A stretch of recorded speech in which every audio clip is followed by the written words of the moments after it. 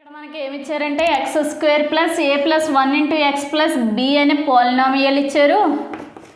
And ఈ పాలినామియల్కి 3, 4 zeros అని ఇచ్చాడు. అంటే 3 ఒక 0, 4 ఒక 0.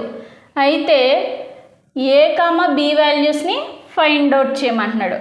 సో ఇవి జీరోస్ కాబట్టి ఈ వాల్యూస్ సబ్స్టిట్యూట్ చేస్తే దీంట్లో ఇవి దేనికి ఈక్వల్ అవ్వాలి?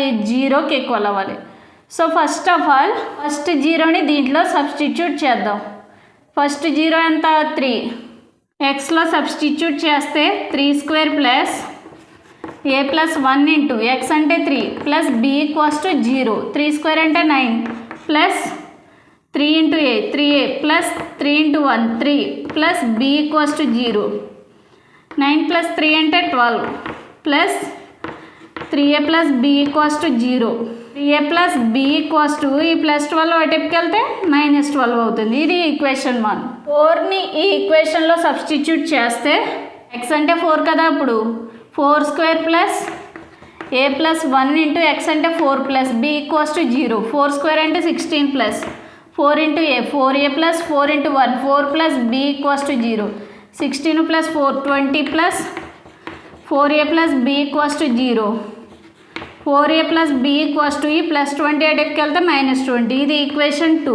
ఈ రెండాటిని సాల్వ్ చేస్తే మనకి ఏ కామా బి వాల్యూస్ వచ్చేస్తాయి కదా. అంటే 3a plus b equals to -12ని 4a plus b equals to -20ని సాల్వ్ చేద్దాం. దీంట్లోంచి దీన్ని తీసేయాలి కాబట్టి ప్లస్ ఉన్న చోట మనకి మైనస్ అవుతుంది. ఇది ప్లస్ ఉంది కాబట్టి మైనస్ అవుతుంది, మైనస్ ఉంది కాబట్టి ప్లస్ అయింది. Plus b minus b cancel. 3aలోంచి 4a తీసేస్తే -a ఈక్వల్స్ టు -12లోంచి +20 తీసేస్తే +8.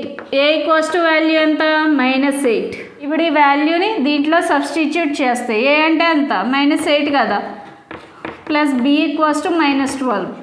3 into -8 3 8 -24 plus b equals to -12. b equals to -12 -24 అటుపైకి వెళ్తే +24. b equals to 12. a ఏమో -8 వచ్చింది, b ఏమో 12 వచ్చింది. సో ఆన్సర్ ఎంత? -8, 12.